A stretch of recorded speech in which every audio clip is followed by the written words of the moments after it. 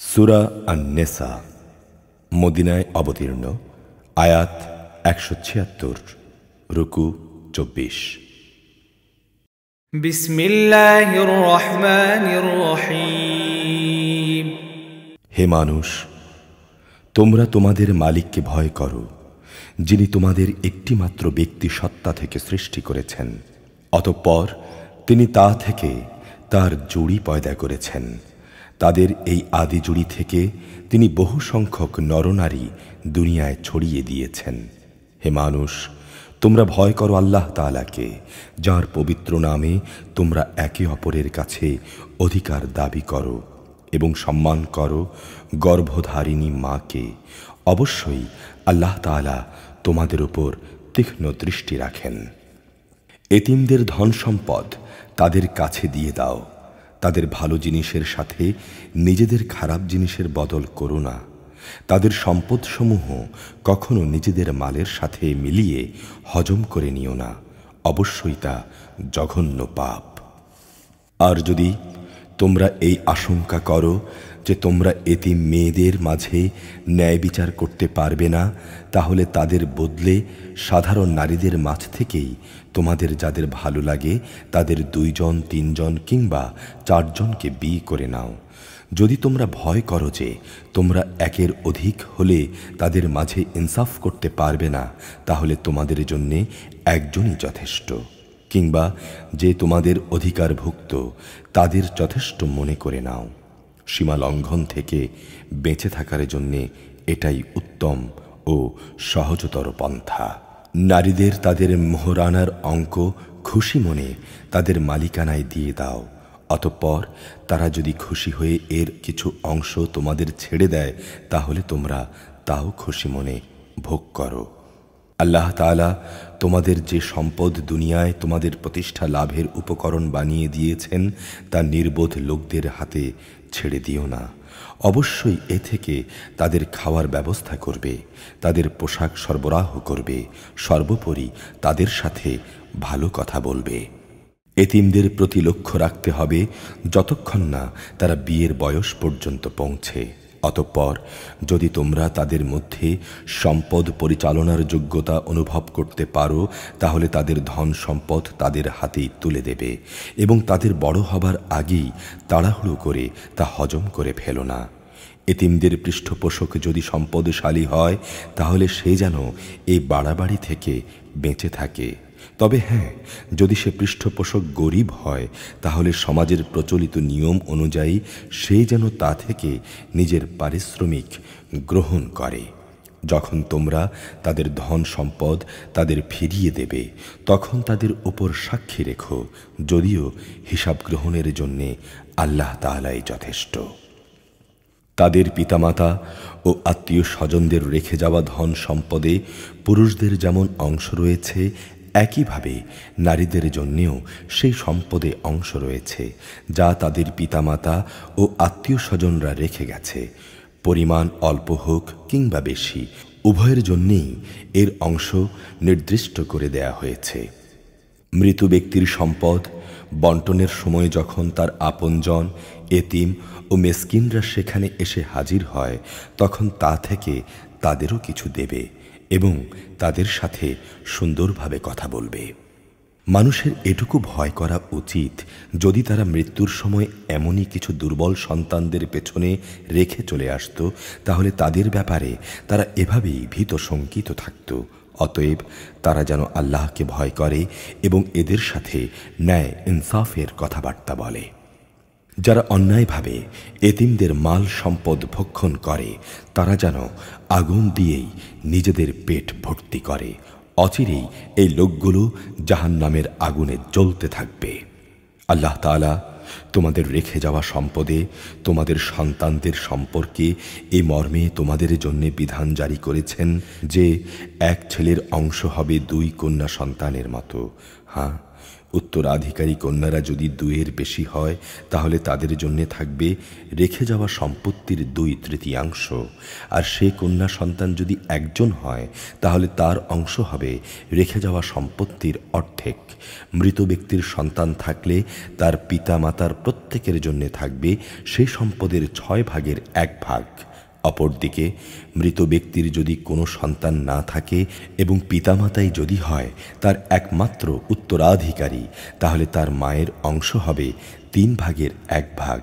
যদি মৃত ব্যক্তির কোনো ভাই বোন বেঁচে থাকে তাহলে তার মায়ের অংশ হবে 6/1।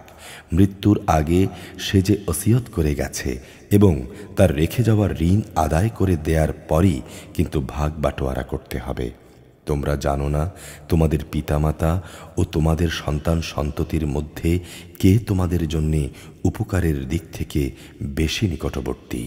এ হচ্ছে আল্লাহর বিধান। অবশ্যই আল্লাহ তাআলা হচ্ছেন বিজ্ঞ পরম কুশলী।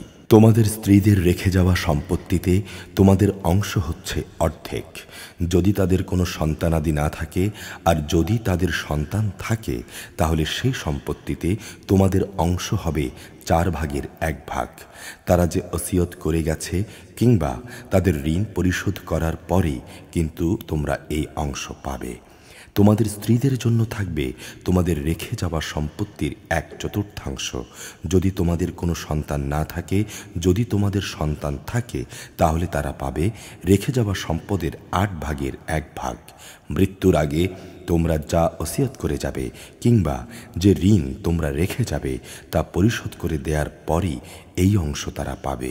যদি কোনো পুরুষ কিংবা নারী এমন হয় যে তার কোনো সন্তানও নেই, পিতামাতাও নেই, শুধু আছে তার 1 ভাই 1 বোন, তাহলে তাদের সবার জন্য থাকবে 6/1। ভাই বোন মিলে তারা যদি এর চাইতে বেশি হয় তবে রেখে যাওয়া সম্পদের 1/3 তারা সবাই সমান অংশীদার হবে। অবশ্য এই সম্পত্তির উপর মৃত ব্যক্তির যা ওসিয়ত করা আছে কিংবা কোনো ঋণ পরিশোধের পরই এই ভাগাভাগি সম্পন্ন হবে। তবে খেয়াল রাখতে হবে কখনো উত্তরাধিকারীদের অধিকার পাওয়ার পথে তা যেন ক্ষতিকর না হয়, কেননা এ নির্দেশ হচ্ছে আল্লাহর পক্ষ থেকে, আর আল্লাহ তাআলা সর্বজ্ঞানী ও পরম ধৈর্যশীল। এগুলো হচ্ছে আল্লাহ তাআলার সীমারেখা। যে ব্যক্তি এর ভেতরে থেকে আল্লাহ ও তার রাসূলের আনুগত্য করবে, আল্লাহ তাআলা তাকে এমন এক জান্নাতে প্রবেশ করাবেন যার তলদেশ দিয়ে ঝর্ণাধারা প্রবাহিত হবে। সেখানে তারা অনন্তকাল ধরে অবস্থান করবে। মূলত এ হচ্ছে এক মহা সাফল্য। অপরদিকে যে ব্যক্তি আল্লাহ তাআলা ও তার রাসূলের নাফরমানি করবে এবং আল্লাহ তাআলার নির্ধারিত সীমারেখা লঙ্ঘন করবে, তিনি তাকে জ্বলন্ত আগুনে প্রবেশ করাবেন। সেখানে সে অনন্তকাল থাকবে। তার জন্য রয়েছে অপমানকর শাস্তি। তোমাদের নারীদের মধ্যে যারা ব্যভিচারে দুষ্কর্মে অভিযুক্ত হয়ে আসবে তাদের বিচারের উপর তোমরা নিজেদের মধ্য থেকে 4 জন সাক্ষী জোগাড় করবে।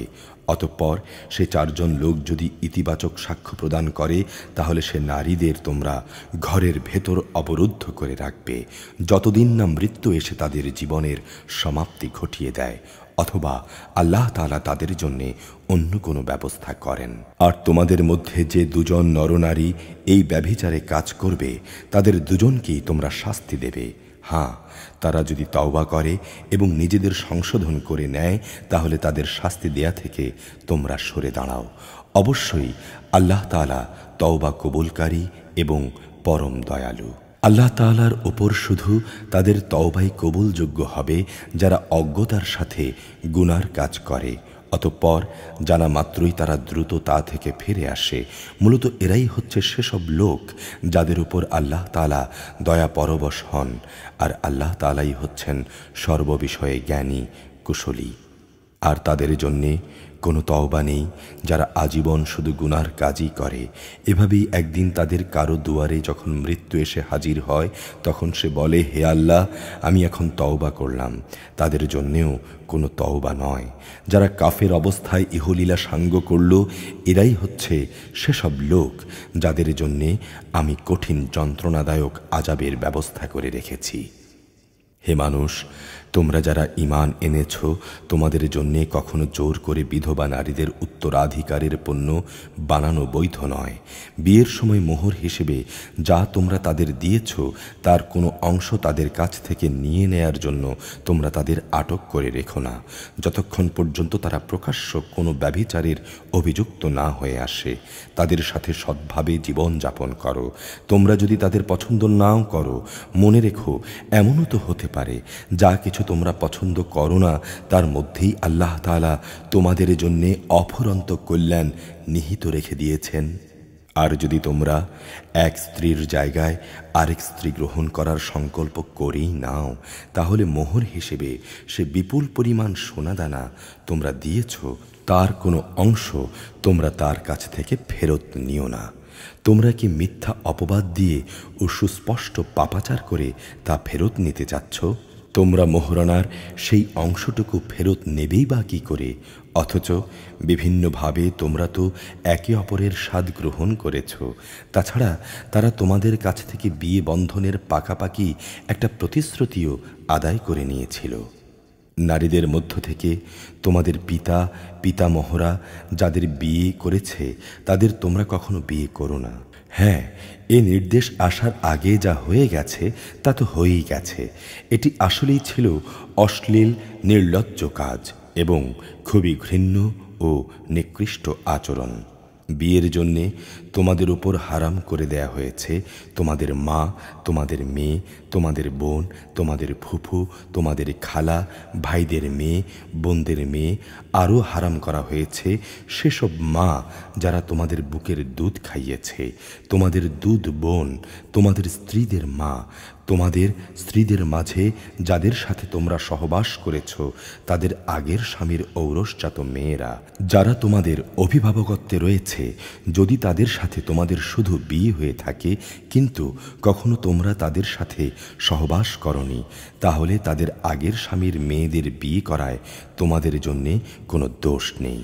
তোমাদের জন্যে তোমাদের নিজেদের ঔরসজাত ছেলেদের স্ত্রীদের হারাম করা হয়েছে। উপরন্তু বিয়ের বন্ধনে তোমাদের উপর দুই বোনকে একত্র করাও হারাম করা হয়েছে। তবে যা কিছু এর আগে সংগঠিত হয়ে গেছে তা তো হয়েই গেছে। সে ব্যাপারে অবশ্য আল্লাহ তাআলা বড়ই ক্ষমাশীল ও একান্ত দয়াবান। নারীদের মাঝে বিয়ের দুর্গে অবস্থানকারী তথা বিবাহিতদের তোমাদের জন্য হারাম করা হয়েছে। তবে যেসব নারী যুদ্ধবন্দী হয়ে তোমাদের অধিকারে এসে পড়েছে তারা ব্যতীত এ হচ্ছে বিয়ের ব্যাপারে তোমাদের উপর আল্লাহ তাআলার বিধান।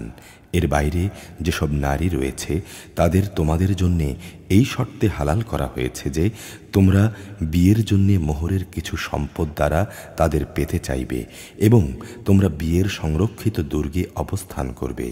তোমরা অবাধ যৌন স্পৃহা পূরণে নিয়োজিত হবে না।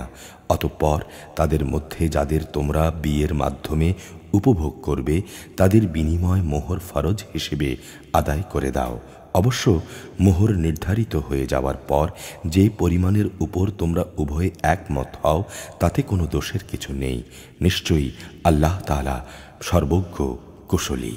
আর তোমাদের মধ্যে যে ব্যক্তির স্বাধীন ও সম্ভ্রান্ত কোনো ঈমানদার নারীকে বিয়ে করার আর্থিক সামর্থ্য থাকবে না, সে যেন তোমাদের অধিকারভুক্ত কোনো ঈমানদার নারীকে বিয়ে করে নেয়। তোমাদের ঈমান সম্পর্কে আল্লাহ তাআলা সম্যক অবগত রয়েছেন। ঈমানের মাপকাঠিতে তোমরা তো একই রকম। অতঃপর যারা তোমাদের অধিকারভুক্ত তোমরা তাদের অভিভাবকদের অনুমতি নিয়ে বিয়ে করো এবং তাদের ন্যায় ইনসাফ ভিত্তিক যথার্থ মোহরানা দিয়ে দাও। এর উদ্দেশ্য হচ্ছে তারা যেন বিয়ের দুর্গে সুরক্ষিত হয়ে যায়, স্বেচ্ছাচারিণী হয়ে পরপুরুষকে আনন্দদানের কাজে নিয়োজিত না থাকে। অতঃপর যখন তাদের বিয়ের দুর্গে অবস্থান করে দেয়া হলো তখন যদি তারা ব্যভিচারে লিপ্ত হয় তখন তাদের উপর আরোপিত শাস্তির পরিমাণ কিন্তু বিয়ের দুর্গে অবস্থানকারিণী স্বাধীন সম্ভ্রান্ত নারীদের উপর আরোপিত শাস্তির অর্ধেক। তোমাদের মধ্যে যাদের ব্যভিচারে লিপ্ত হবার আশঙ্কা থাকবে শুধু তাদের জন্যেই এই রেয়াতটুকু দেয়া হয়েছে, কিন্তু তোমরা যদি ধৈর্য ধারণ করতে পারো তা তোমাদের জন্য কল্যাণকর এবং আল্লাহ তাআলা একান্ত ক্ষমাপরায়ণ পরম দয়ালু। আল্লাহ তাআলা তাঁর বাণীসমূহ তোমাদের কাছে স্পষ্ট করে বলে দিতে চান এবং তিনি তোমাদেরকে তোমাদের পূর্ববর্তী পুণ্যবান মানুষদের পথে পরিচালিত করতে চান, আর এর মাধ্যমে তিনি তোমাদের উপর দয়া পরবশ হতে চান। আল্লাহ তাআলা সর্বজ্ঞ কুশলী। আল্লাহ তাআলা তোমাদের উপর ক্ষমা পরবশ হতে চান। অপরদিকে যারা নিজেদের পাশবিক লালসার অনুসরণ করে তারা চায় তোমরা সে ক্ষমার পথ থেকে বহু দূরে নিক্ষিপ্ত হয়ে গোমরাহ থেকে যাও। আল্লাহ তাআলা তোমাদের উপর থেকে নানা ধরনের বোঝা লঘু করে তোমাদের জীবনকে সহজ করে দিতে চান, কেননা মানুষকে আসলেই দুর্বল করে পয়দা করা হয়েছে। হে মানুষ, তোমরা যারা ঈমান এনেছ, তোমরা একে অপরের ধন সম্পত্তি অন্যায়ভাবে গ্রাস করো না। হ্যাঁ, ব্যবসা বাণিজ্য যা করবে তা তোমাদের পারস্পরিক সম্মতির ভিত্তিতেই করবে এবং কখনো স্বার্থের কারণে নিজেদেরকে হত্যা করো না। অবশ্যই আল্লাহ তাআলা তোমাদের প্রতি মেহেরবান। যে কেউই বাড়াবাড়ি ও জুলুম করতে গিয়ে এই নরহত্যার কাজটি করবে, অচিরেই আমি তাকে আগুনে পুড়িয়ে দেব, আর আল্লাহর পক্ষে এটা একেবারেই সহজ। যদি তোমরা সে সমস্ত বড় বড় গুনাহ থেকে বেঁচে থাকো যা থেকে তোমাদের নিষেধ করা হয়েছে, তাহলে তোমাদের ছোটখাটো গুনাহ আমি এমনিতেই তোমাদের হিসাব থেকে মুছে দেব এবং আমি অত্যন্ত সম্মানজনক স্থানে তোমাদের প্রবেশ করাবো। আল্লাহ তাআলা তোমাদের একজনের উপর আরেকজনকে যা কিছু বেশি দান করেছেন তোমরা তার লোভ করো না। যা কিছু পুরুষরা উপার্জন করল তা তাদেরই অংশ, আবার নারীরা যা কিছু অর্জন করল তাও তাদেরই অংশ। তোমরা আল্লাহ তাআলার কাছ থেকে তাঁর অনুগ্রহ প্রার্থনা করো। অবশ্যই আল্লাহ তাআলা প্রতিটি বিষয় সম্পর্কে সম্যক অবগত রয়েছেন। পিতামাতা ও আত্মীয় স্বজনের রেখে যাওয়া সম্পত্তিতে আমি সবার জন্যই অভিভাবক বানিয়ে রেখেছি। যাদের সাথে তোমাদের কোনো চুক্তি কিংবা অঙ্গীকার রয়েছে তাদের অংশ আদায় করে দেবে। আল্লাহ তাআলা অবশ্যই প্রতিটি বিষয়ের উপর সাক্ষী। পুরুষরা হচ্ছে নারীদের কাজকর্মের উপর প্রহরী। যেহেতু আল্লাহ তাআলা এদের একজনকে আরেকজনের উপর কিছু বিশেষ মর্যাদা প্রদান করেছেন, কেননা প্রধানত তারাই দাম্পত্য জীবনের জন্য নিজেদের অর্থ সম্পদ ব্যয় করে। অতএব সতীসাধ্যী নারীরা হবে একান্ত অনুগত। পুরুষদের অনুপস্থিতিতে তারা স্বয়ং আল্লাহর তত্ত্বাবধানে থেকে নিজেদের ইজ্জত আবরু ও অদেখা অন্য সব কিছুর রক্ষণাবেক্ষণ করবে। আর যখন তোমরা কোনো নারীর অবাধ্যতার আশঙ্কা করো তখন তোমরা তাদের ভালো কথার উপদেশ দাও। তা কার্যকর না হলে তাদের সঙ্গে একই বিছানায় থাকা ছেড়ে দাও। তাতেও সংশোধন না হলে চূড়ান্ত ব্যবস্থা হিসেবে তাদের মৃদু প্রহার করো। যদি তারা অনুগত হয়ে যায় তাহলে তাদের খামোখা কষ্ট দেওয়ার উপর অজুহাত খুঁজে বেরিও না। অবশ্যই আল্লাহ তাআলা সর্বশ্রেষ্ঠ, সবার চাইতে মহান। আর যদি তাদের স্বামী স্ত্রী এ দুজনের মাঝে বিচ্ছেদের আশঙ্কা দেখা দেয় তাহলে তার পরিবারের পক্ষ থেকে একজন এবং তার স্ত্রীর পরিবারের পক্ষ থেকে একজন সালিশ নিযুক্ত করো। এরা উভয়ে যদি নিষ্পত্তি চায় তাহলে আল্লাহ তাআলা তাদের মীমাংসায় পৌঁছার তৌফিক দেবেন। নিশ্চয়ই আল্লাহ তাআলা সম্যক জ্ঞানী, সর্ববিষয়ে ওয়াকিফহাল। তোমরা এক আল্লাহ তাআলার ইবাদত করো, কোনো কিছুকেই তার সঙ্গে অংশীদার বানিও না এবং পিতামাতার সঙ্গে ভালো ব্যবহার করো। যারা তোমাদের ঘনিষ্ঠ আত্মীয়, এতিম মিসকিন, আত্মীয়, প্রতিবেশী, কাছের প্রতিবেশী, পাশের লোক, পথচারী ও তোমার অধিকারভুক্ত দাস দাসী, তাদের সঙ্গেও ভালো ব্যবহার করো। অবশ্যই আল্লাহ তাআলা এমন মানুষকে কখনো পছন্দ করেন না যে অহংকারী ও দাম্ভিক। আল্লাহ তাআলা তাদেরও ভালোবাসেন না যারা নিজেরা যেমন কার্পণ্য করে তেমনি অন্যদেরকেও কার্পণ্য করার আদেশ করে। তাছাড়া আল্লাহ তাআলা তাদের যা কিছু ধন সম্পদ অনুগ্রহ দান করেছেন তারা তা লুকিয়ে রাখে। আমি কাফেরদের জন্য এক লাঞ্ছনাদায়ক শাস্তির ব্যবস্থা করে রেখেছি। আল্লাহ তাআলা তাদেরও পছন্দ করেন না যারা লোক দেখানোর উদ্দেশ্যে নিজেদের ধন সম্পদ ব্যয় করে। তারা আল্লাহ তাআলা এবং শেষ বিচারের দিনকেও বিশ্বাস করে না। আর শয়তান যদি কোনো ব্যক্তির সাথী হয় তাহলে বুঝতে হবে সে বড়ই খারাপ সাথী পেল। কি দুর্যোগ তাদের উপর দিয়ে বয়ে যেত যদি তারা শয়তানকে সাথী বানানোর বদলে আল্লাহ তাআলা ও পরকাল দিবসের উপর ঈমান আনত। আল্লাহ তাআলা তাদের যা কিছু দান করেছেন তা থেকে তারা খরচ করত। আল্লাহ তাআলা অবশ্যই তাদের সম্পর্কে জানেন। আল্লাহ তাআলা কারো উপর এক বিন্দু পরিমাণও জুলুম করেন না, বরং তিনি এত দয়ালু যে নেকির কাজ যদি একটি হয় তবে তিনি তার পরিমাণ দ্বিগুণ করে দেন এবং এর সঙ্গে তিনি নিজ থেকেও বড় পুরস্কার দান করেন। সেদিন তাদের অবস্থাটা কেমন হবে যখন আমি প্রত্যেক উম্মতের কাজের সাক্ষী হিসেবে তাদের নবীকে এনে হাজির করব। হে মুহাম্মদ, এদের সবার কাছে সাক্ষী হিসেবে আমি সেদিন তোমাকে নিয়ে আসব। যারা কুফরি করেছে এবং রসুলের বিরুদ্ধাচারণ করেছে তারা সেদিন কামনা করবে ভূমি যদি ধসে যেত এবং মাটি যদি তাদের উপরে সে সব সমান হয়ে যেত। সেদিন মানুষ কোনো কথাই আল্লাহ তাআলার কাছ থেকে গোপন করতে পারবে না। হে ঈমানদাররা, তোমরা কখনো নেশাগ্রস্ত অবস্থায় নামাজের কাছে যেও না, যতক্ষণ পর্যন্ত তোমরা নিশ্চিত না হবে যে তোমরা যা কিছু বলছো তা তোমরা ঠিক ঠিক জানতে ও বুঝতে পারছ। অপবিত্র অবস্থায়ও নামাজের কাছে যেও না, যতক্ষণ না তোমরা গোসল সেরে নেবে। তবে সফরে থাকলে তা ভিন্ন কথা।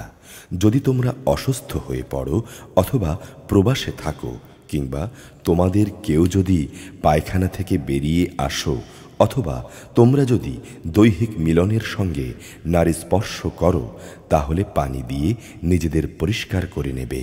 তবে যদি পানি না পাও তাহলে পবিত্র মাটি দিয়ে তায়াম্মুম করে নেবে। তার পদ্ধতি হচ্ছে তা দিয়ে তোমাদের মুখমণ্ডল ও তোমাদের হাত মাসেহ করে নেবে। অবশ্যই আল্লাহ তাআলা গুনাহ মার্জনাকারী, পরম ক্ষমাশীল। হে নবী, তুমি কি তাদের অবস্থা দেখনি যাদের আসমানি গ্রন্থের সামান্য একটা অংশই দেয়া হয়েছিল, কিন্তু তারা গোমরাহির পথই কিনে নিচ্ছে। তারা চায় তোমরা যেন পথভ্রষ্ট হয়ে যাও। তোমাদের দুশমনদের আল্লাহ তাআলা ভালো করেই জানেন। অভিভাবক হিসেবে আল্লাহ তাআলা যথেষ্ট, সাহায্যকারী হিসেবেও আল্লাহ তাআলাই যথেষ্ট। ইহুদি জাতির মধ্যে কিছু লোক এমন আছে যারা রসুলের কথাগুলোকে মূল জায়গা থেকে সরিয়ে বিকৃত করে দেয়। তারা বলে, আমরা শুনলাম এবং সাথে সাথে অমান্য করলাম। আবার বলে, আমাদের কথা শুনুন। আসলে দিনের মাঝে অপবাদ দানের উদ্দেশ্যে নিজেদের জিহ্বাকে কুঞ্চিত করে এরা বলে, হে নবী, আপনি শুনুন। সাথে সাথেই বলে, আপনার শ্রবণ শক্তি রহিত হয়ে যাক। তারা যদি বলতো, হে নবী, আমরা শুনলাম এবং মেনে নিলাম, আপনি আমাদের কথা শুনুন, আমাদের প্রতি লক্ষ্য রাখুন, তাহলে এই বিষয়টা তাদের জন্যে খুবই ভালো হতো। তাই হতো বরং তাদের জন্য সঙ্গত।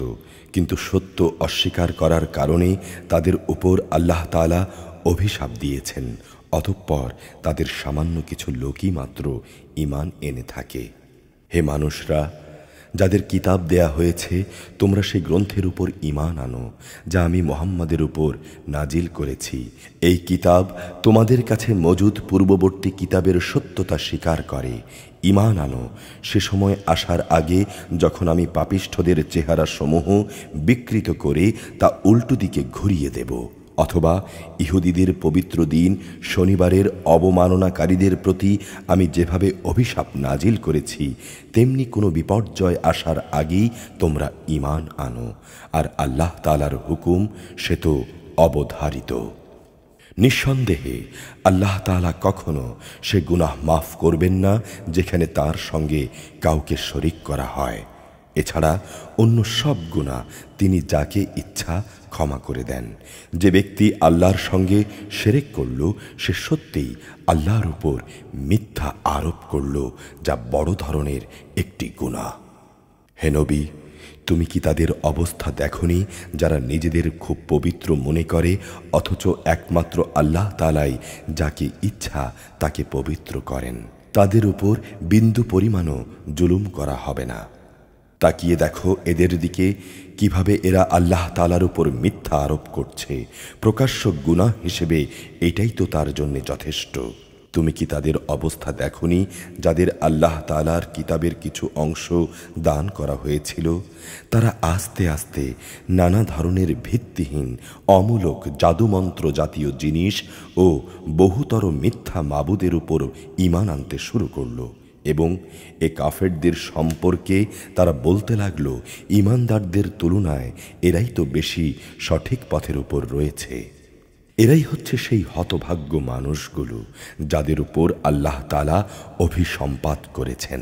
আর আল্লাহ তাআলা যার উপর অভিশাপ পাঠান তার জন্য তুমি কখনো কোনো সাহায্যকারী পাবে না। অথবা এরা কি মনে করে তাদের ভাগে রাজত্ব বরাদ্দ করা আছে? তেমন কিছু হলে এরা খেজুর পাতার একটি ঝিল্লিও কাউকে দিত না। অথবা এরা কি অন্যান্য মানুষদের তার উপর হিংসা করে, যাদের আল্লাহ তাআলা নিজস্ব ভাণ্ডার থেকে নানা কিছু দান করেছেন?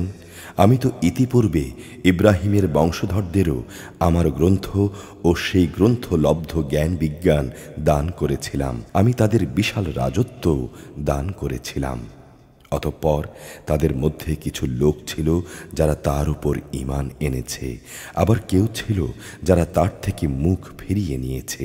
এদের জন্যে জাহান্নামের জ্বলন্ত আগুনই যথেষ্ট।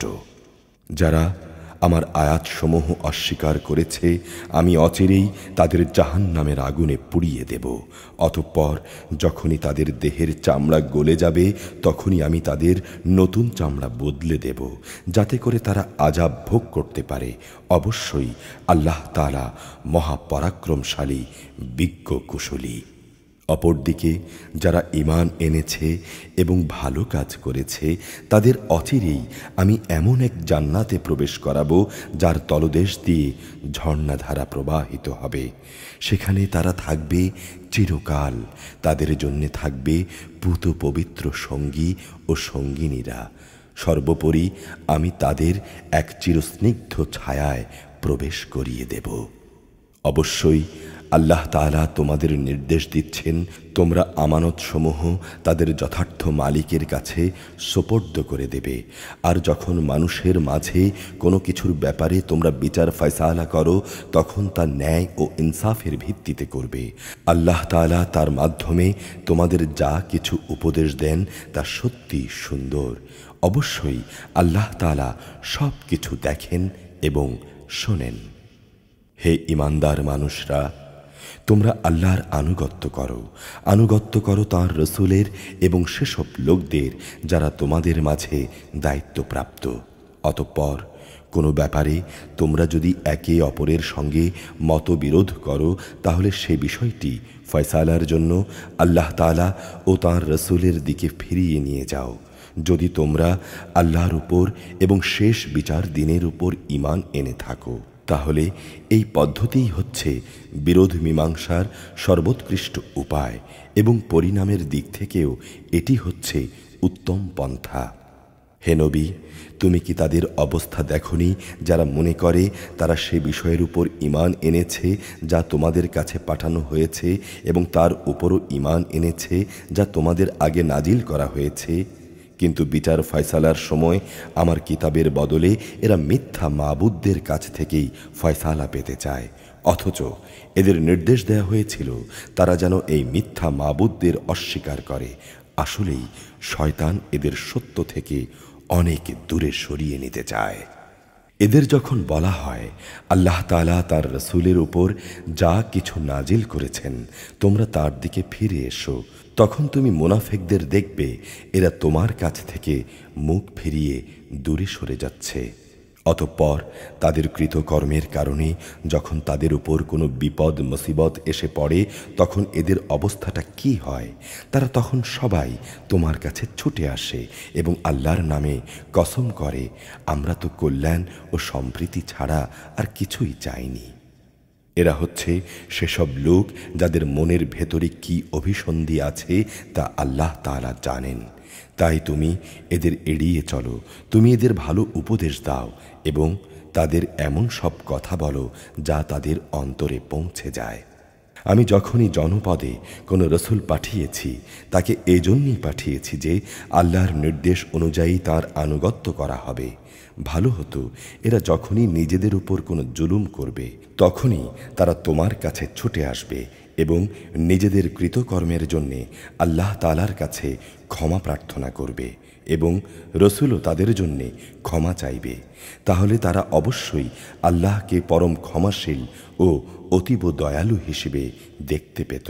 হে নবী, তোমার মালিকের শপথ, এরা কিছুতেই ঈমানদার হতে পারবে না যতক্ষণ না তারা তাদের যাবতীয় মতবিরোধের ফয়সালায় তোমাকে শর্তহীন বিচারক মেনে নেবে। অতঃপর তুমি যা ফয়সালা করবে সে ব্যাপারে তাদের মনে কোনো দ্বিধাদ্বন্দ্ব থাকবে না এবং তোমার সিদ্ধান্ত তারা সর্বান্তকরণে মেনে নেবে।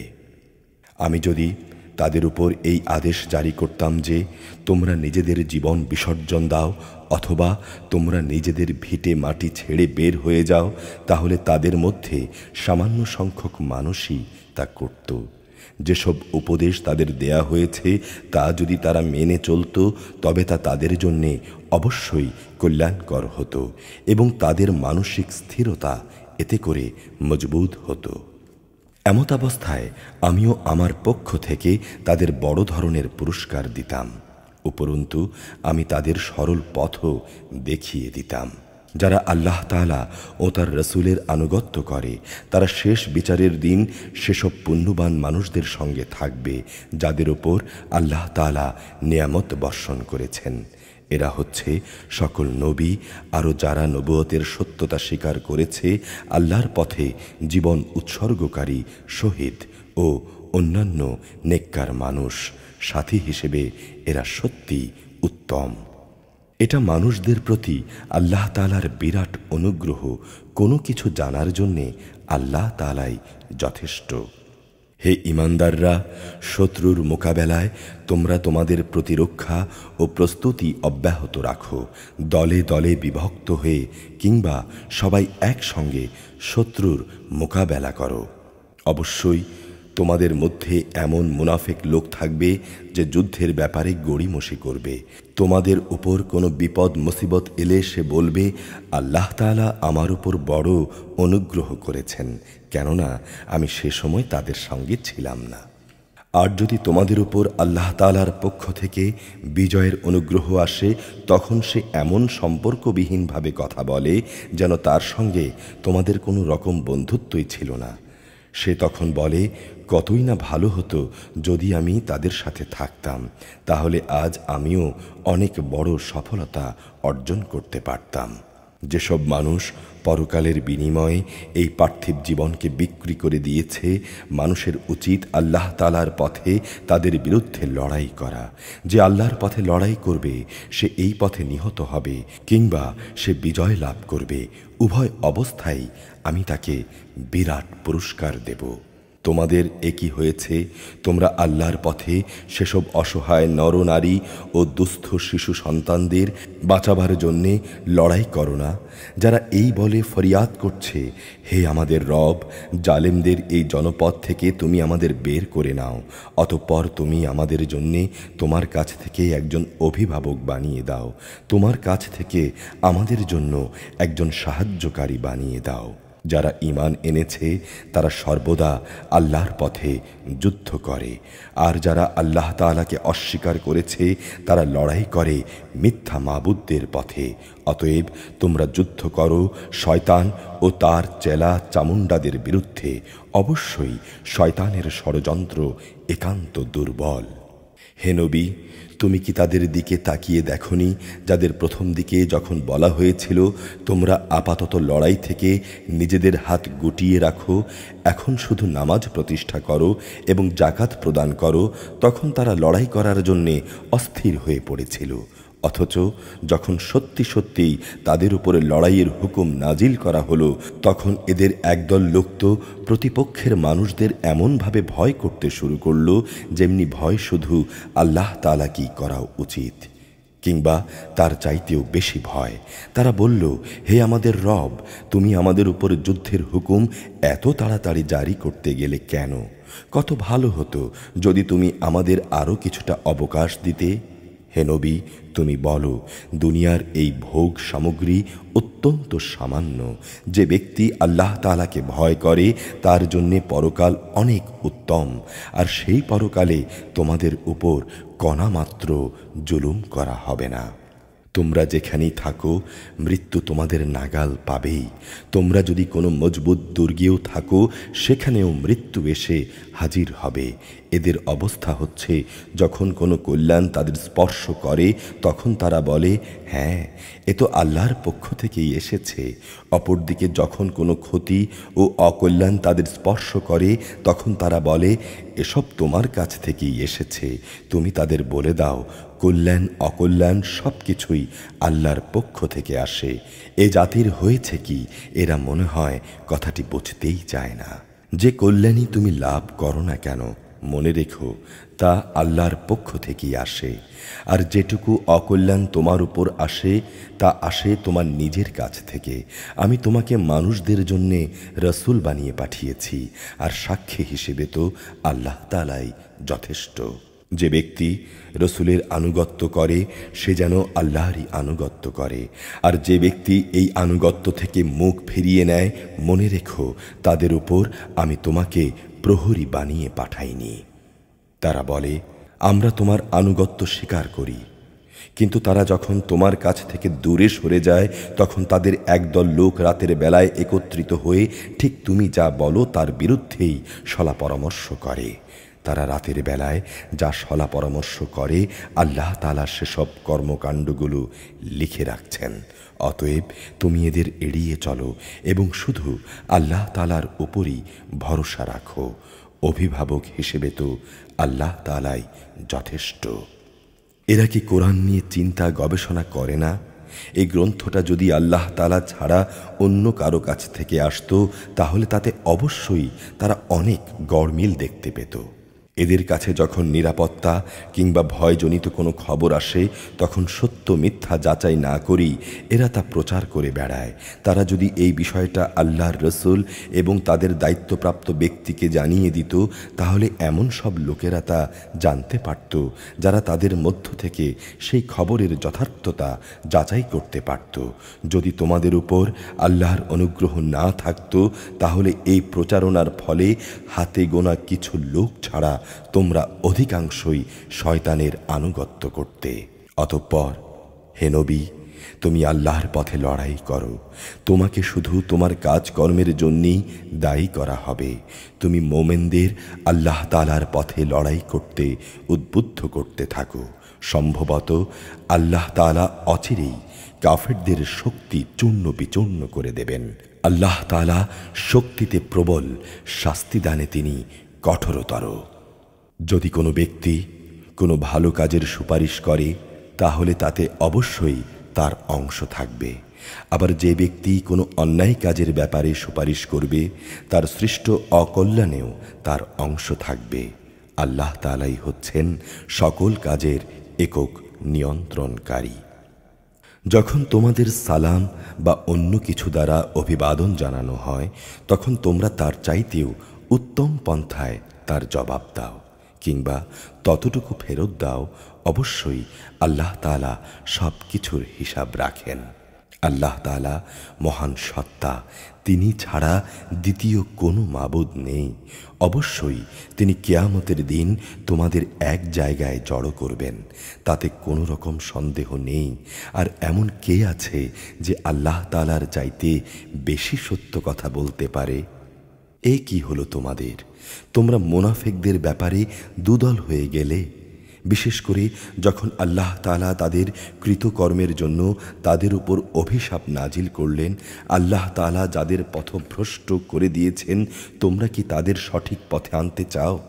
বস্তুত আল্লাহ তাআলা যাকে পথভ্রষ্ট করেন তুমি তার জন্যে কোনো পথই খুঁজে পাবে না।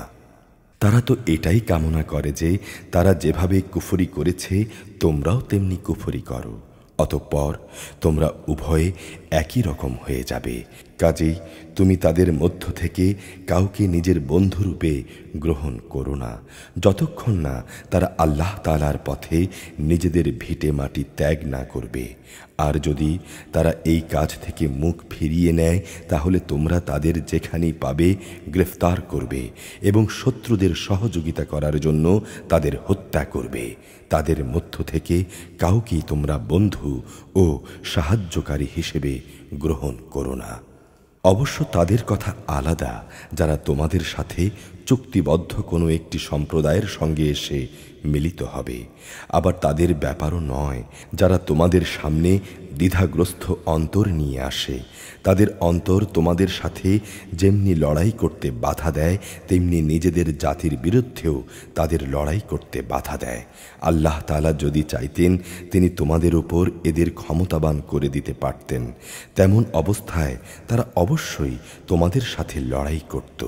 অতএব এরা যদি তোমাদের কাছ থেকে আলাদা হয়ে যায়, লড়াই থেকে বিরত থাকে এবং তোমাদের কাছে শান্তি ও সন্ধির প্রস্তাব পাঠায়, তাহলে তাদের বিরুদ্ধে অভিযানের কোনো পন্থাই আল্লাহ তাআলা তোমাদের জন্য উন্মুক্ত রাখবেন না। অচিরেই তোমরা আরেকটি দল পাবে যারা তোমাদের দিক থেকে যেমন শান্তি ও নিরাপত্তা পেতে চায় তেমনি তারা তাদের নিজেদের জাতির কাছ থেকেও নিরাপত্তা পেতে চায়। কিন্তু এদের যখনই কোনো বিপর্যয়ের দিকে ডাক দেয়া হবে তখন সাথে সাথেই তারা তার মধ্যে গিয়ে নিক্ষিপ্ত হবে। এরা যদি তোমাদের সাথে যুদ্ধ করা থেকে সরে না দাঁড়ায়, কোনো শান্তি ও সন্ধি প্রস্তাব তোমাদের কাছে পেশ না করে এবং নিজেদের অস্ত্র সংবরণ না করে, তাহলে তাদের তোমরা যেখানেই পাবে গ্রেফতার করবে এবং বিদ্রোহের জন্যে তাদের তোমরা হত্যা করবে। মূলত এরাই হচ্ছে সেসব লোক যাদের উপর আমি তোমাদের সুস্পষ্ট ক্ষমতা দান করেছি। এটা কোনো ঈমানদার ব্যক্তির কাজ নয় যে সে কোনো ঈমানদার ব্যক্তিকে হত্যা করবে। অবশ্য ভুলবশত করে ফেললে তা ভিন্ন কথা। যদি কোনো ঈমানদার ব্যক্তি আরেকজন ঈমানদার ব্যক্তিকে ভুল করে হত্যা করে তাহলে বিনিময় হিসেবে সে একজন দাস মুক্ত করে দেবে এবং নিহত ব্যক্তির পরিবার পরিজনকে তার রক্তের মূল্য পরিশোধ করে দেবে। তবে নিহত ব্যক্তির লোকেরা যদি রক্ত মূল্য মাফ করে দেয় তবে তা আলাদা। এই নিহত ঈমানদার ব্যক্তি যদি এমন কোনো জাতির বা গোত্রের লোক হয় যারা তোমাদের শত্রু এবং সে নিহত ব্যক্তি মোমেন হয়, তাহলে তার বিনিময় হবে একজন মোমেন দাসের মুক্তি। অপরদিকে সে নিহত ব্যক্তি যদি এমন এক সম্প্রদায়ের কেউ হয়ে থাকে যাদের সাথে তোমাদের কোনো সন্ধি চুক্তি বলবৎ রয়েছে, তবে তার রক্তের মূল্য আদায় করার সাথে একজন ঈমানদার দাসের মুক্তিও অপরিহার্য। যে ব্যক্তি মুক্ত করার জন্যে কোনো দাস পাবে না তার বিধান হচ্ছে ক্রমাগত 2 মাসের রোজা রাখা। এটা হচ্ছে আল্লাহ তাআলার পক্ষ থেকে এই গুনার তাওবা। আল্লাহ তাআলা সর্বজ্ঞ কুশলী। যে ব্যক্তি ইচ্ছাকৃতভাবে কোনো ঈমানদার ব্যক্তিকে হত্যা করবে তার শাস্তি হচ্ছে জাহান্নাম। সেখানে সে অনন্তকাল থাকবে। আল্লাহ তাআলা তার উপর ভীষণ রুষ্ট হন। তাকে তিনি লানত দেন। তিনি তার জন্য যন্ত্রণাদায়ক আযাব প্রস্তুত করে রেখেছেন। হে ঈমানদার ব্যক্তিরা, তোমরা যখন আল্লাহ তাআলার পথে জিহাদের রাস্তায় বের হবে তখন সব কিছু যাচাই বাছাই করবে। কোনো ব্যক্তি যখন তোমাদের সামনে শান্তি ও সন্ধির প্রস্তাব পেশ করে তখন তোমরা বলো না যে তুমি ঈমানদার নও, তোমরা তো বৈষয়িক জীবনের স্বার্থ সন্ধান করো। আল্লাহ তাআলার কাছে অনায়াস লভ্য সম্পদ প্রচুর রয়েছে, তোমরাও আগে এমনই ছিলে। অতঃপর আল্লাহ তাআলা তোমাদের উপর অনুগ্রহ করেছেন, কাজেই তোমরা বিষয়টি যাচাই বাছাই করে নিও। তোমরা যা কিছুই করো আল্লাহ তাআলা অবশ্যই সেই ব্যাপারে সম্যক অবগত রয়েছেন। মোমেনদের মাঝে যারা কোনো রকম শারীরিক অক্ষমতা না থাকা সত্ত্বেও ঘরে বসে থেকেছে আর যারা নিজেদের জান ও মাল দিয়ে আল্লাহ তাআলার পথে জিহাদে অবতীর্ণ হয়েছে, এরা উভয়ে কখনো সমান নয়। ঘরে বসে থাকা লোকদের তুলনায় ময়দানের মুজাহিদদের, যারা নিজেদের জানমাল দিয়ে আল্লাহ তাআলার পথে জিহাদ করেছে, আল্লাহ তাআলা তাদের উঁচু মর্যাদা দান করেছেন। ময়দানের জিহাদ তখনও ফরজ ঘোষিত না হওয়ায় এদের সবার জন্যই আল্লাহ তাআলা উত্তম পুরস্কারের ওয়াদা করেছেন। তবে আল্লাহ তাআলা ঘরে বসে থাকা লোকদের উপর সংগ্রামরত ময়দানের মুজাহিদদের উৎকৃষ্ট বিনিময় দান করেছেন। এই মর্যাদাসমূহ স্বয়ং আল্লাহ তাআলার পক্ষ থেকেই। এর সঙ্গে রয়েছে তার ক্ষমা ও দয়া। আল্লাহ তাআলা বড় ক্ষমাশীল ও অতীব দয়ালু। যারা নিজেদের উপর জুলুম করেছে, ফেরেশতারা তাদের মৌতের সময় যখন তাদের জিজ্ঞেস করবে, বলো তো সেখানে তোমরা কিভাবে ছিলে, তারা বলবে, আমরা দুনিয়ায় দুর্বল অক্ষম ছিলাম। ফেরেশতারা বলবে, কেন? তোমাদের জন্যে আল্লাহর এই জমিন কি প্রশস্ত ছিল না? তোমরা ইচ্ছা করলে হিজরত করে সেখানে চলে যেতে পারতে। আসলে এরা হচ্ছে সেসব লোক যাদের আবাসস্থল জাহান্নাম, আর তা খুবই নিকৃষ্ট আবাস। তবে সেসব পুরুষ, নারী ও শিশু সন্তান যাদের হিজরত করার শক্তি ছিল না, কোথাও যাওয়ার কোনো উপকরণ ছিল না, তাদের কথা আলাদা। এরা হচ্ছে সেসব লোক আল্লাহ তাআলা সম্ভবত যাদের গুনাহসমূহ মাফ করে দেবেন। অবশ্যই আল্লাহ তাআলা গুনাহমোচনকারী ও পরম ক্ষমাশীল। আর যে কেউই আল্লাহ তাআলার পথে হিজরত করবে, সে আল্লাহ তাআলার জমিনে প্রশস্ততা ও অগণিত ধন সম্পদ পেয়ে যাবে। যখন কোনো ব্যক্তি আল্লাহ তাআলা ও তার রসুলের উদ্দেশ্যে হিজরত করার জন্য নিজ বাড়ি থেকে বের হয়, অতঃপর এমত অবস্থায় মৃত্যু এসে তাকে গ্রাস করে নেয়, তাহলে তার অপূর্ণ হিজরতের পুরস্কার দেওয়ার দায়িত্ব আল্লাহ তাআলার উপর। আল্লাহ তাআলা বড় ক্ষমাশীল, বড় দয়ালু। তোমরা যখন সফরে বের হবে, তখন তোমরা যদি তোমাদের নামাজ কসর করে নাও, তাতে তোমাদের উপর কোনোই দোষ নেই। তোমাদের যদি এই আশঙ্কা থাকে যে কাফেররা নামাজের সময় আক্রমণ করে তোমাদের বিপদগ্রস্ত করে ফেলবে, তাহলে তোমরা সতর্ক থেকো। নিঃসন্দেহে কাফেররা হচ্ছে তোমাদের প্রকাশ্যতম দুশমন। হে নবী, তুমি যখন মুসলমানদের মাঝে অবস্থান করবে এবং যুদ্ধাবস্থায় যখন তুমি তাদের ইমামতির জন্য নামাজে দাঁড়াবে, তখন যেন তাদের একদল লোক তোমার সাথে নামাজে দাঁড়ায় এবং তারা যেন তাদের অস্ত্র সাথে নিয়ে সতর্ক রাখে। অতঃপর তারা যখন নামাজের সেজদা সম্পন্ন করে নেবে, তখন তারা তোমাদের পেছনে থাকবে। দ্বিতীয় দল, যারা তখনও নামাজ পড়েনি, তারা তোমার সাথে এসে নামাজ আদায় করবে। কিন্তু সর্বাবস্থায় তারা যেন সতর্কতা অবলম্বন করে এবং সশস্ত্র অবস্থায় থাকে, কারণ কাফেররা তো এই সুযোগটুকুই চায়। যদি তোমরা তোমাদের মালসামানা ও অস্ত্রশস্ত্র সম্পর্কে একটু অসাবধান হয়ে যাও, যাতে করে তারা তোমাদের উপর আকস্মিকভাবে ঝাঁপিয়ে পড়তে পারে, অবশ্য অতিরিক্ত বৃষ্টিবাদলের জন্য যদি তোমাদের কষ্ট হয় কিংবা শারীরিকভাবে তোমরা যদি অসুস্থ হও, তাহলে কিছুক্ষণের জন্য তোমরা অস্ত্র রেখে দিতে পারো। অস্ত্র রেখে দিলেও তোমরা কিন্তু নিজেদের সাবধানতা বজায় রাখবে। অবশ্যই আল্লাহ তাআলা কাফিরদের জন্যে এক অপমানকর আযাব নির্দিষ্ট করে রেখেছেন। অতঃপর তোমরা যখন নামাজ শেষ করে নেবে, তখন দাঁড়িয়ে, বসে এবং তোমাদের শোয়া অবস্থায় আল্লাহ তাআলাকে স্মরণ করতে থাকবে। এরপর যখন তোমরা পুরোপুরি স্বস্তি বোধ করবে, তখন যথারীতি নামাজ আদায় করবে। অবশ্যই নামাজ ঈমানদারদের উপর সুনির্দিষ্ট সময়ের সাথেই ফরজ করা হয়েছে। কোনো শত্রু দলের পেছনে ধাওয়া করার সময় তোমরা বিন্দুমাত্র মনোবল হারিও না। তোমরা যদি কষ্ট পেয়ে থাকো, তাহলে জেনে রেখো তারাও তো তোমাদের মতো কষ্ট পাচ্ছে, ঠিক যেমনিভাবে তোমরা কষ্ট পাচ্ছ। কিন্তু তোমরা আল্লাহ তাআলার কাছ থেকে যে জান্নাত আশা করো, তারা তো সেটা করে না। আল্লাহ তাআলা সর্বজ্ঞ, কুশলী।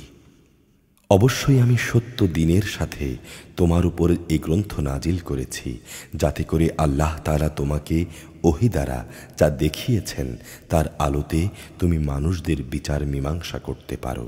মীমাংসার সময় তুমি কখনো বিশ্বাসঘাতকদের পক্ষে তর্ক করো না। তুমি আল্লাহ তাআলার কাছে ক্ষমা প্রার্থনা করো। অবশ্যই আল্লাহ তাআলা বড় ক্ষমাশীল ও পরম দয়ালু।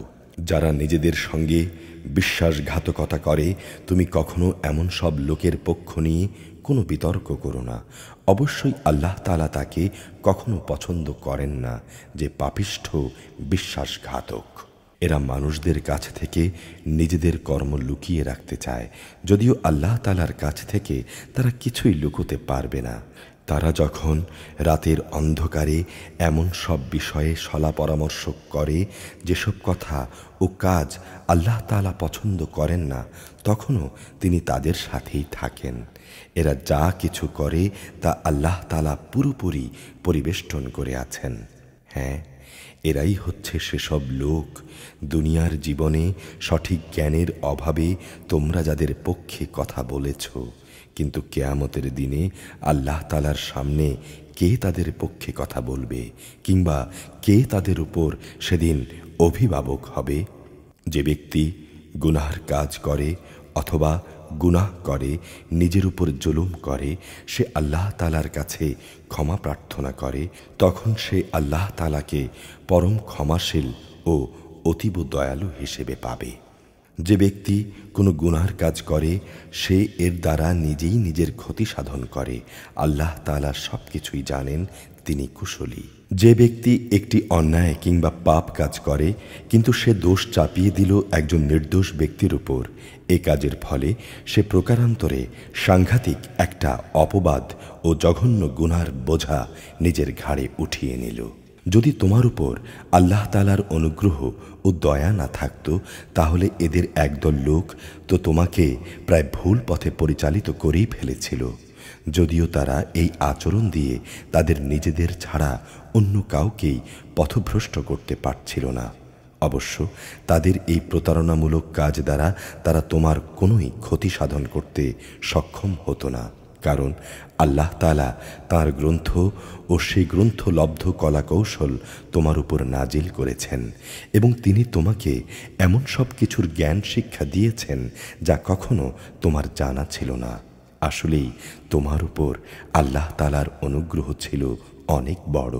এদের অধিকাংশ গোপন সলা পরামর্শের ভেতরেই কোনো কল্যাণ নিহিত নেই।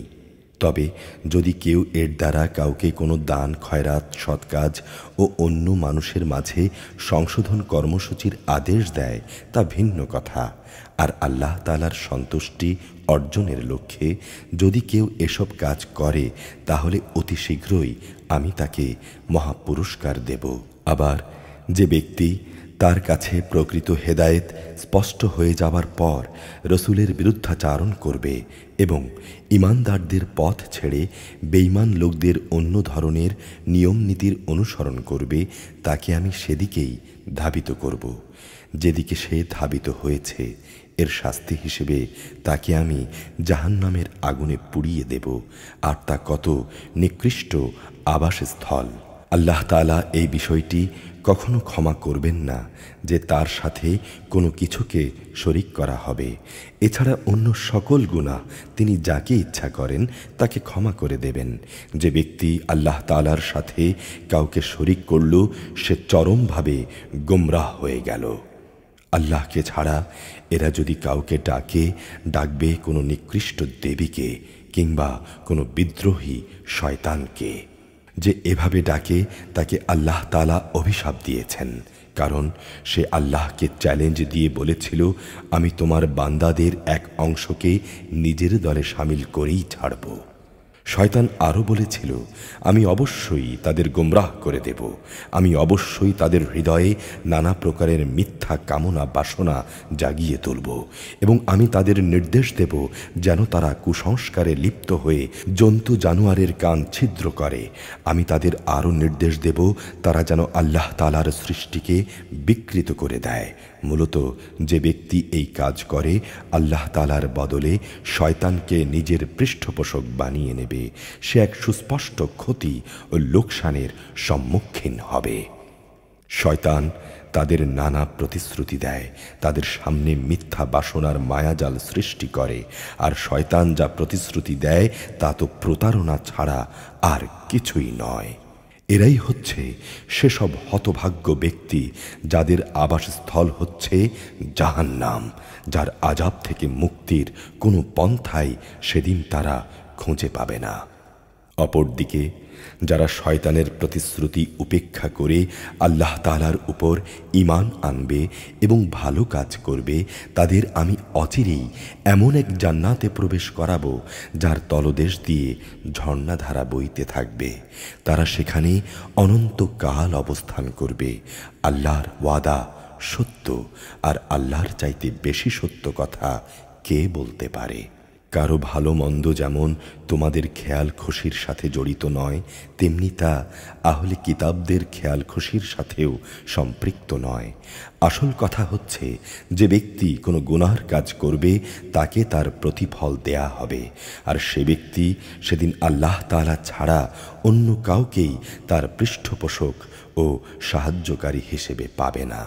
পক্ষান্তরে যে ব্যক্তি কোনো ভালো কাজ করবে, নর কিংবা নারী, সে যদি ঈমানদার অবস্থায় তা সম্পাদন করে, তাহলে সে এবং তার মতো অন্য সব লোক জান্নাতে প্রবেশ করবে। সেদিন তাদের উপর বিন্দু মাত্র অবিচার করা হবে না। তার চাইতে উত্তম জীবন বিধান আর কার হতে পারে যে আল্লাহ তাআলার সামনে মাথা নত করে? মূলত সেই হচ্ছে নিষ্ঠাবান ব্যক্তি। তদুপরি সে ইব্রাহিমের আদর্শেরও অনুসরণ করে, আর আল্লাহ তাআলা ইব্রাহিমকে স্বীয় বন্ধুরূপে গ্রহণ করেছেন।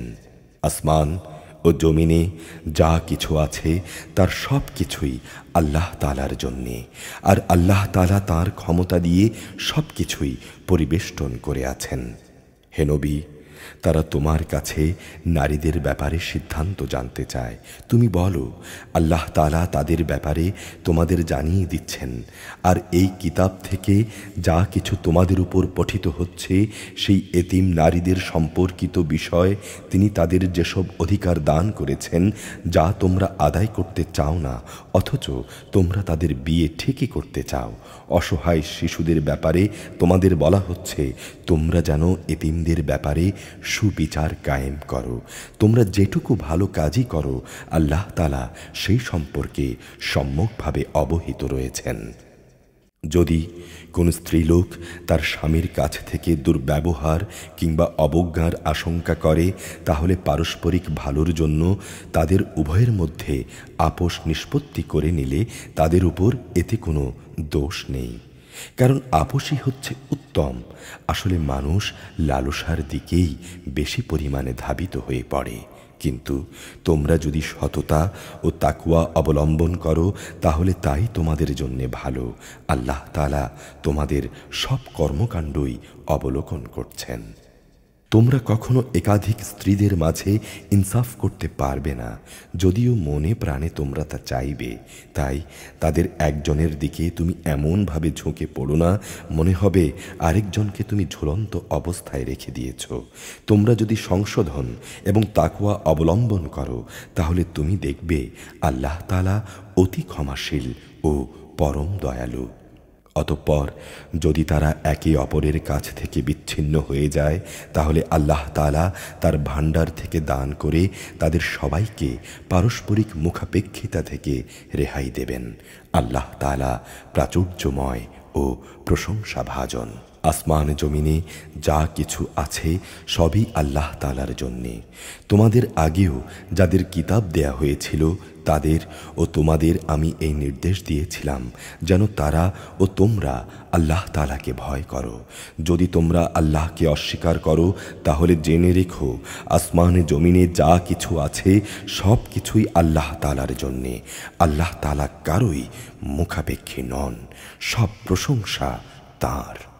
অবশ্যই আসমানে জমিনের সব কয়টি জিনিসের মালিকানা আল্লাহর। অভিভাবক হিসেবে আল্লাহ তাআলাই যথেষ্ট। হে মানুষ, তিনি চাইলে যে কোনো সময় জমিনের কর্তৃত্ব থেকে তোমাদের অপসারণ করে অন্য কোনো সম্প্রদায়কে এনে বসিয়ে দিতে পারেন। এ কাজের উপর আল্লাহ তাআলা অবশ্যই ক্ষমতাবান। যে ব্যক্তি এ দুনিয়ার পুরস্কারটুকুই পেতে চায় তার জেনে রাখা উচিত আল্লাহ তাআলার কাছে তো ইহকাল পরকাল এই উভয় কালের পুরস্কারই রয়েছে। আল্লাহ তাআলা সব কিছু শোনেন এবং সব কিছু দেখেন। হে ঈমানদাররা, তোমরা ইনসাফের উপর দৃঢ়ভাবে কায়েম থেকো এবং আল্লাহ তাআলার জন্যে সত্যের সাক্ষী হয়ে যাও। যদি এই কাজটি তোমার নিজের পিতামাতার কিংবা নিজের আত্মীয় স্বজনের বিপক্ষেও আসে, তবুও তোমরা তা পালন করবে। সে ব্যক্তি ধনী হোক কিংবা গরিব হোক, মনে রাখবে তাদের উভয়ের চাইতে আল্লাহ তাআলার অধিকার অনেক বেশি। অতএব তুমি কখনো ন্যায় বিচার করতে গিয়ে নিজের খেয়াল খুশির অনুসরণ করো না। যদি তোমরা পেঁচানো কথা বলো কিংবা ইনসাফ থেকে বিরত থাকো, তাহলে জেনে রেখো তোমরা যা কিছুই করো না কেন আল্লাহ তাআলা তার খবর রাখেন। হে ঈমানদার ব্যক্তিরা, তোমরা ঈমান আনো আল্লাহর উপর, তার রসূলের উপর, সে কিতাবের উপর যা তিনি তার রসূলের উপর নাজিল করেছেন এবং সেসব কিতাবের উপর যা তিনি তারও আগে নাজিল করেছেন। যে ব্যক্তি আল্লাহ তাআলা, তাঁর ফেরেশতা, তাঁর কিতাবসমূহ, তাঁর নবী রসূল ও পরকাল দিবসকে অস্বীকার করবে, সে অবশ্যই মারাত্মকভাবে পথভ্রষ্ট হয়ে যাবে। নিঃসন্দেহে যারা ঈমান আনলো আবার কুফরি করল, কিছুদিন পর আবার ঈমান আনলো, এরপর সুযোগ বুঝে আবার কাফের হয়ে গেল, এরপর কুফরির পরিমাণ তারা দিনে দিনে বাড়িয়ে দিল, আল্লাহ তাআলা এমন লোকদের কখনো ক্ষমা করবেন না, না কখনো তিনি এসব ব্যক্তিদের সঠিক পথ দেখাবেন। হে নবী, মুনাফিকদের তুমি সুসংবাদ দাও যে তাদের জন্যে ভয়াবহ আযাব রয়েছে। যারা বৈষয়িক স্বার্থে ঈমানদারদের বদলে কাফেরদের বন্ধু হিসেবে গ্রহণ করেছে, তারা কি এর দ্বারা এদের কাছ থেকে কোনো রকম মান সম্মানের প্রত্যাশা করে? অবশ্যই সবটুকু মান সম্মান তো আল্লাহ তাআলার জন্যেই নির্দিষ্ট। তিনি ইতিপূর্বেও এ কিতাবের মাধ্যমে তোমাদের উপরে আদেশ নাজিল করেছিলেন যে তোমরা যখন শুনবে কাফেরদের কোনো বৈঠকে আল্লাহ তাআলার নাজিল করা কোনো আয়াত অস্বীকার করা হচ্ছে এবং তা নিয়ে ঠাট্টা বিদ্রূপ করা হচ্ছে, তখন তোমরা তাদের সাথে সে মজলিসে বসো না যতক্ষণ না তারা অন্য কোনো আলোচনায় লিপ্ত হয়। এমনটি করলে তোমরা তো ঠিক তাদের মতোই হয়ে গেলে। জেনে রেখো আল্লাহ তাআলা অবশ্যই সব কাফের ও মুনাফিকদের জাহান্নামে একত্রিত করে ছাড়বেন। যারা সবসময় তোমাদের শুভ দিনের প্রতীক্ষায় থাকে, যদি আল্লাহ তাআলার কাছ থেকে তোমাদের বিজয় আসে, তখন এরা বলবে, কেন আমরা কি যুদ্ধে তোমাদের সাথে ছিলাম না? আবার যদি কখনো কাফেরদের ভাগে বিজয়ের অংশ লেখা হয়, তাহলে এরা বলবে, আমরা কি তোমাদের ঘিরে রাখিনি এবং তোমাদেরকে মুসলমানদের কাছ থেকে রক্ষা করিনি? আসলে শেষ বিচারের দিনে আল্লাহ তাআলাই তোমাদের উভয়ের মাঝে ফয়সালা শুনিয়ে দেবেন এবং আল্লাহ তাআলা সেদিন মুমিনদের বিরুদ্ধে কাফেরদের কোনো অজুহাত পেশ করার পথ অবশিষ্ট রাখবেন না। অবশ্যই মুনাফিকরা আল্লাহ তাআলাকে ধোঁকা দেয়। মূলত এর মাধ্যমে আল্লাহ তাআলাই তাদের প্রতারণায় ফেলে দিচ্ছেন। এরা যখন নামাজে দাঁড়ায় তখন একান্ত আলস্য ভরেই দাঁড়ায়। তারা কেবল লোকদের দেখায় এরা আল্লাহ তাআলাকে আসলে কমই স্মরণ করে। এরা কুফরি ও ঈমানের দোটানায় দোদুল্যমান। এরা না এদিকে না ওদিকে। যাকে আল্লাহ তাআলাই গোমরাহ করে দেন, তুমি সে ব্যক্তিকে কখনো সঠিক পথ দেখাতে পারবে না। হে মানুষ, তোমরা যারা ঈমান এনেছ, তোমরা ঈমানদারদের বাদ দিয়ে কাফেরদের নিজেদের বন্ধুরূপে গ্রহণ করো না। তেমন কিছু করে তোমরা কি আল্লাহ তাআলার কাছে তোমাদের বিরুদ্ধে কোনো সুস্পষ্ট প্রমাণ তুলে দিতে চাও? অবশ্যই মুনাফিকরা জাহান্নামের সর্বনিম্ন স্তরে অবস্থান করবে। তুমি সেদিন তাদের জন্য কোনো সাহায্যকারী খুঁজে পাবে না।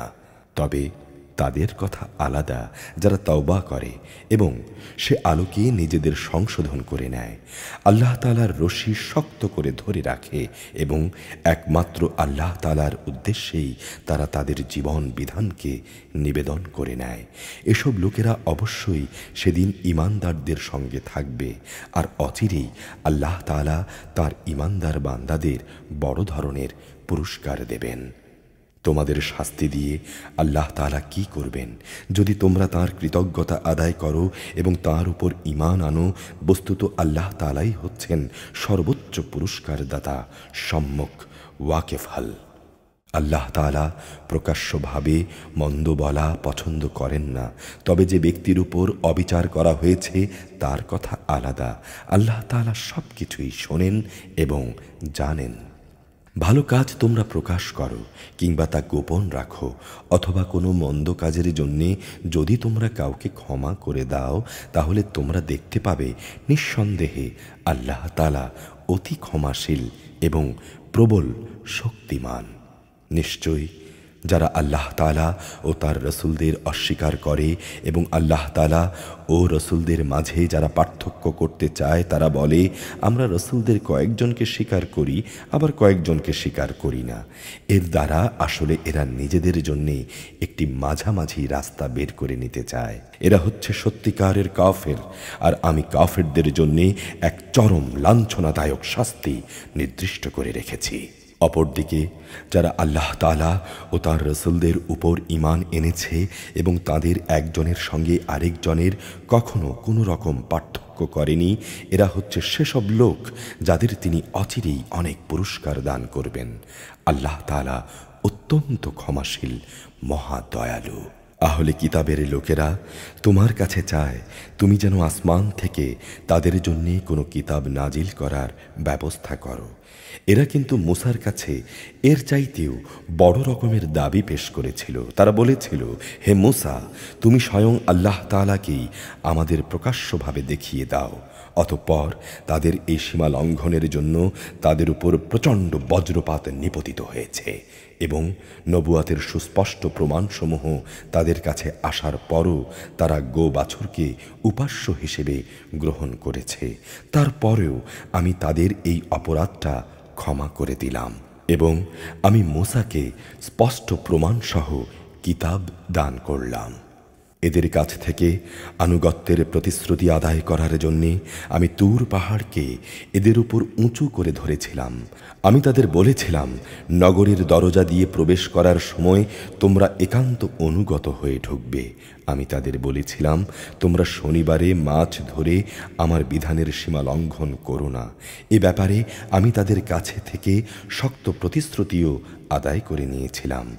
অতঃপর তাদের এই প্রতিশ্রুতি ভঙ্গ করা, আল্লাহর আয়াতসমূহকে তাদের অস্বীকার করা এবং অন্যায়ভাবে নবীদের তাদের হত্যা করা, তদুপরি তাদের এই কথা বলা যে আমাদের অন্তরসমূহ বাতিল চিন্তাধারায় আচ্ছাদিত হয়ে আছে, প্রকৃতপক্ষে তাদের কুফরির কারণে আল্লাহ তাআলা স্বয়ং তাদের দিলের উপর মোহর মেরে দিয়েছেন।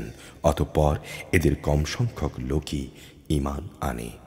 যেহেতু এরা আল্লাহকে অস্বীকার করতেই থাকল এবং এরা পুণ্যবতী মারিয়ামের উপরও জঘন্য অপবাদ আনল।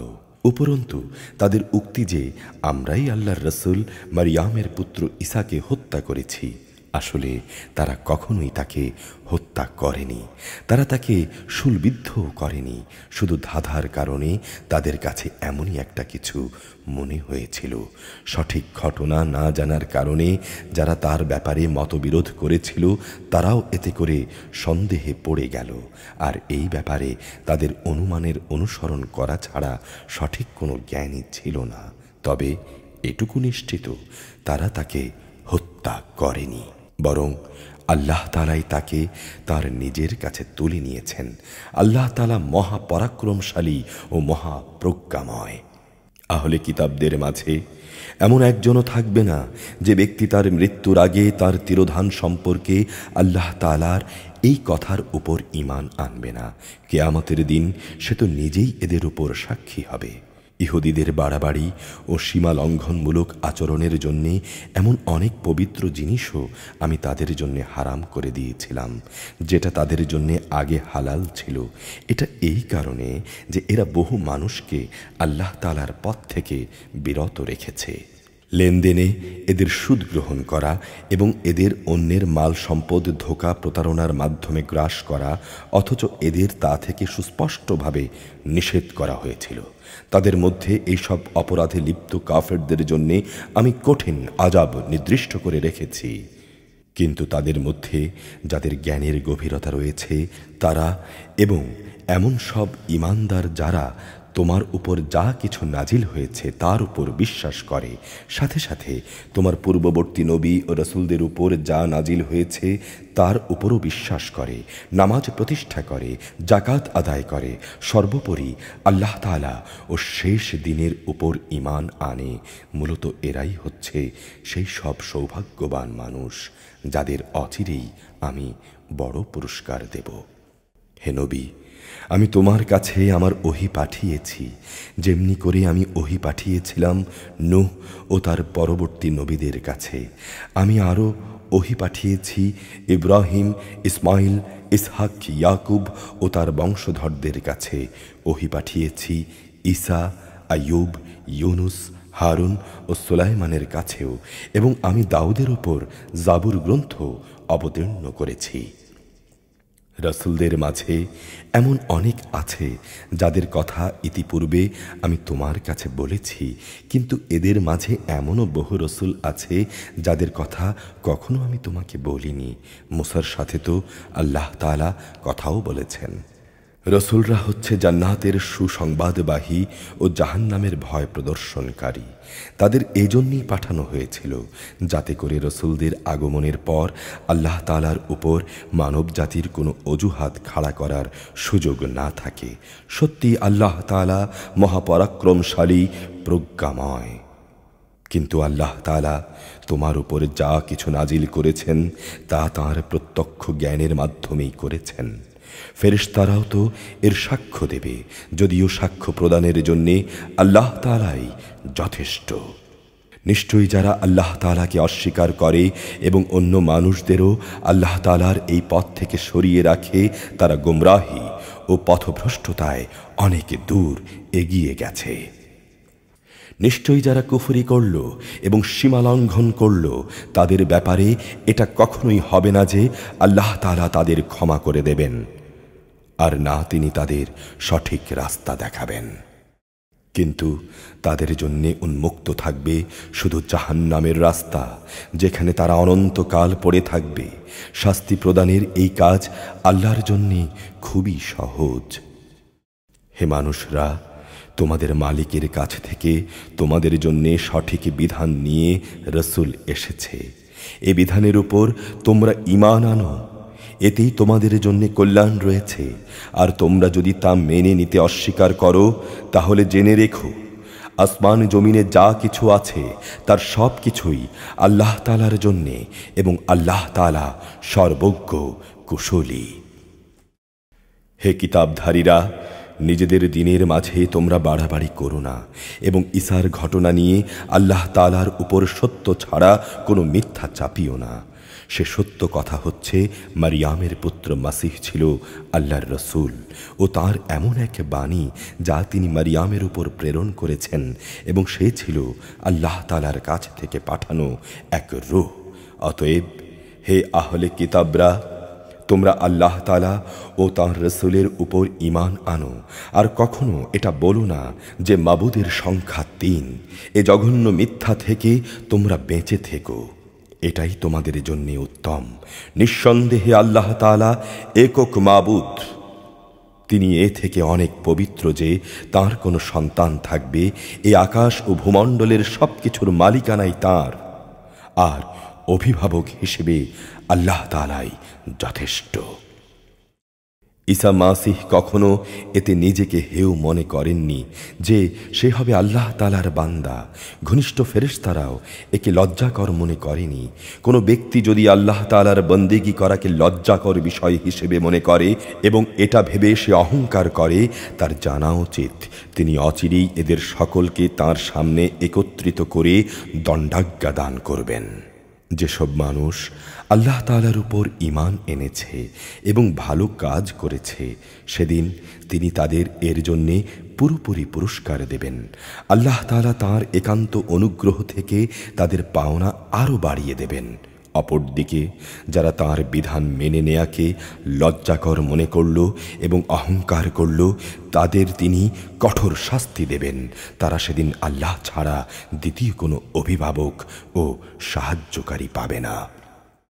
হে মানুষ, তোমাদের মালিকের কাছ থেকে তোমাদের কাছে একটি উজ্জ্বল প্রমাণ এসেছে এবং আমি তোমাদের কাছে একটি উজ্জ্বল জ্যোতি নাজিল করেছি। অতঃপর যারা সে জ্যোতি দিয়ে আল্লাহর উপর ঈমান আনল এবং তা শক্ত করে আঁকড়ে থাকল, তিনি তাদের অচিরেই তাঁর অফুরন্ত দয়া ও অনুগ্রহে জান্নাতে প্রবেশ করাবেন এবং তিনি তাদের তার দিকে সঠিক পথে পরিচালিত করবেন। হে নবী, তারা তোমার কাছে জানতে চায়, তুমি বলো, আল্লাহ তাআলা সে ব্যক্তির উত্তরাধিকার বিষয়ে তোমাদের তার সিদ্ধান্ত জানাচ্ছেন, যার মাতা পিতা কেউই নেই, আবার তার নিজেরও কোনো সন্তান নেই। এই ধরনের কোনো ব্যক্তি যদি মারা যায় এবং সে ব্যক্তি যদি সন্তানহীন হয় এবং তার একটি বোন থাকে, তাহলে সে বোনটির জন্যে মৃত ব্যক্তির পরিত্যক্ত সম্পত্তির অর্ধাংশ থাকবে। অপরদিকে সে যদি নিঃসন্তান হয়, তাহলে সে তার বোনের সম্পত্তির উত্তরাধিকারী হবে। আবার যদি তারা দুজন হয়, তাহলে তাদের দু বোনের জন্য সেই পরিত্যক্ত সম্পত্তির 3/2 ভাগ পরিমাণ অংশ থাকবে। যদি সে ভাই বোন ও মহিলারা কয়েকজন হয়, তাহলে মেয়েদের অংশ 1 ভাগ ও পুরুষদের অংশ 2 ভাগ হবে। আল্লাহ তাআলা উত্তরাধিকারের এই আইন সুস্পষ্টভাবে তোমাদের জন্য বলে দিয়েছেন, যাতে করে মানুষের উদ্ভাবিত বন্টন পদ্ধতিতে তোমরা বিভ্রান্ত হয়ে না পড়ো। আল্লাহ তাআলা সব কিছুর ব্যাপারেই সম্যক ওয়াকিফ।